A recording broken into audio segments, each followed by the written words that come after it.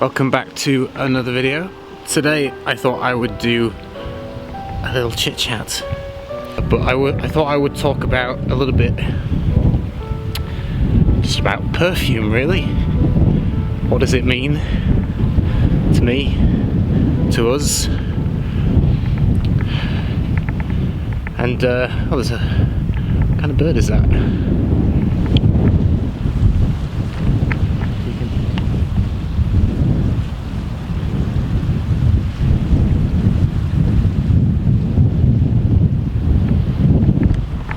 There's a majestic looking bird flying, but I don't think you can pick it up on the camera. But there's some hawks around here, so I think it might be a hawk. But in the past, sometimes I thought to myself, is all this meaningless? This perfume stuff? Does it mean anything? Is it meaningless? It's just a smell, isn't it? But then I think to myself, well, you kind of have to apply your own meaning in life. It could be meaningless, and it probably is meaningless to a lot of people, but you can apply your own meaning and you can give it meaning, and there's beauty in that. Because for people that collect perfume and that have that little passion, to me it's like escapism in a way. You can, if you're having a bad day, you can pick up your favourite perfume and just smell, take the cap off and smell. And for a lot of us, it'll help make us feel a little bit better. And it kind of, we escape from the world.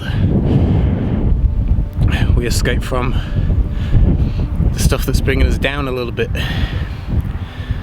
Fragrance can uplift us, can make us feel happy, can trigger memories, sometimes good memories, sometimes bad memories. If you had like an ex-partner that wore a particular fragrance and then you split up and it's a kind of a bad breakup, that fragrance, whether you like it or not, is going to remind you of that person, and it's going to bring up probably bad memories. So it can trigger, you know, not just happy memories, but sad memories, bad memories, anger even. And so scent is very powerful that way, that it can trigger such strong emotional responses in us. If we wear a particular fragrance on holiday to a particular location, a particular moment in our lives, we have then fond memories of that fragrance linked to that place, and then it becomes like a memory portal, a memory bank of that particular moment, a snapshot in your life. And it's in those little instances where you're applying meaning to the fragrance, where it's more than a perfume at that point. It's a memory bank. It's part of the evolution of who you are, or the character that you're playing, at least. My favourite kind of perfumery has always been mostly what I would call conceptual perfumery, as in perfume created around concepts. Good example, the Air du Desert Marocain by Andy Tower, the air of the Moroccan desert. When you smell that, there's a specific intent to the perfume that the perfumer had in mind to literally transport you to that place, and it does that. And then again, that adds meaning. It adds something deeper than just being a smell. It adds a storyline, an imagination, a vision. It captures the imagination of the person who wears it and smells it and closes their eyes and is transported to that place that the perfumer had in mind. That kind of perfumery is and can be inspiring, and I think that's part of the joy for me, is, and especially having my own brand and making my own stuff too, that's what I try to do. Oh, some mushrooms. I'm just looking around, but that's what I try to do. You try to as someone that's creative, you want to paint a picture. You know, I think humans naturally like creating. We're creators. We want to build things, we want to make things, we want to create things. We want to experience new experiences. And so perfume is another vehicle for that to happen, for that to manifest, but through scent instead of paint or film or, you know, all these different mediums of doing that, of storytelling. Perfume is just another way to storytell, but through a different sense that we don't use as much, as often as our eyes or our ears. And so perfume made to images, to film, to music, that's what inspires me. And that adds meaning. It goes from, well, it's just a scent and it's meaningless, to giving it meaning, to having something deeper come from it, rather than just the superficial, it smells nice. And I think that's where the beauty lies in perfumery. For me, I think the same question, like, does it have meaning? Is it meaningless? If you apply that to perfume, you have to apply it to all creative art forms. And ultimately, both answers are correct. It can be meaningless and it's meaningful. And it depends on where you're viewing it from. You know, there could be a film that you consider utter garbage and completely meaningless and a waste of film. Someone else could watch it and find some actual deep kind of connection or revelation from that film that you didn't see, because they're approaching it from a different vision, a different perspective, a different understanding, a different, you know, path that they've gone through in life that allowed them to see something that you didn't see. And so we live in duality. It's ultimately both meaningful and meaningless.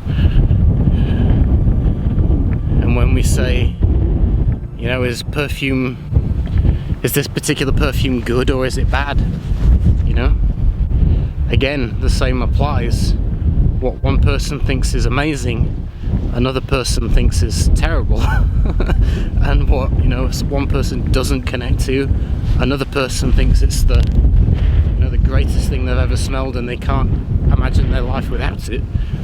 And again, it's not just personal taste, it's your whole life story that brought you to that moment where you have that particular connection. And depending what you've gone through in your life, the experiences that you've had, how you've been brought up, what country you were born in, the culture that you were raised, all the conditioning in your mind up to that point, what connections you've got in your brain with all these memories and associations, and it all plays into how you're going to connect to a perfume, how you're going to connect to a particular group of scents, and how you're going to connect to the story or imagination that plays into your mind, to whether or not you're going to have a connection or not. And so it's interesting at that point, because then the same perfume is like a mystery. It's a mystery because every single person that smells it is not having the same experience as you. And people think, you know, well, this is how it smells, everyone has the same opinion as me. Kind of, you know, this is bad and everyone should think this is bad. And if you think it's good, you're wrong. But everyone is having a different experience of life than what you are. And that's amazing that the same perfume can have so many different reactions, so many different views and emotional responses from different people from around the world. Yet it's one perfume, it's one scent. Yet it triggers all these different reactions and emotional responses, good and bad. And that's part of the mystery and part of the beauty of art. That doesn't just apply to perfume, like I say, it applies to film, painting, art in general, dance, whatever creative aspect, music.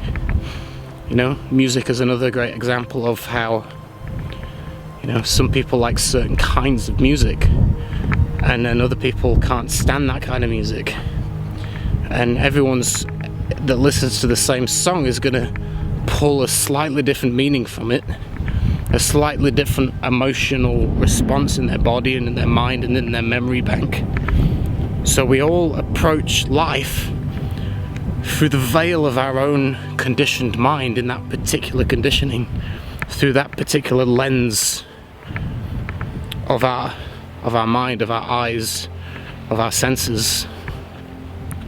And so, like a camera, we're all wearing a little bit of a different lens, and that different lens captures different hues, different emotions, and produces ultimately a unique, different story. And we're all playing these storylines that are all unique and different, but special and unique in their own way, and beautiful in their own way. And we all have our ups and downs, but it's all just storytelling. And here we are connecting through the internet about art, about perfume, about how things smell, about how things make us feel, how that perfume makes you feel emotionally, how it feels connected or not connected. And I think that to me is what perfume is about, why I connect to it. You know, I grew up playing guitar, and I've always had that creativity, that where I could just sit and play guitar with my eyes closed for hours and hours and hours and get lost in just making something new. It's that, again, escapism. You're escaping from the world outside and you're going to the world inside, and there you're applying your own meaningfulness, your own inspiration and expression of your own being, of your own soul, expressing its own creativity. That we naturally are beings that are creative, that we want to create in this universe, that we want to add beauty, that we want to experience beauty. And it's quite lovely. Hopefully create something unique and new, and that fulfills, that satisfies that little itch inside your soul that just likes to create. And so perfume is just another way of creation, another form of creation in an infinite universe of infinite creation, creators within the creator. I think in this infinite universe that we live in, this tiny little blue dot we call Earth, this whole planet could be erased and all of us disappear. Who in the universe would notice?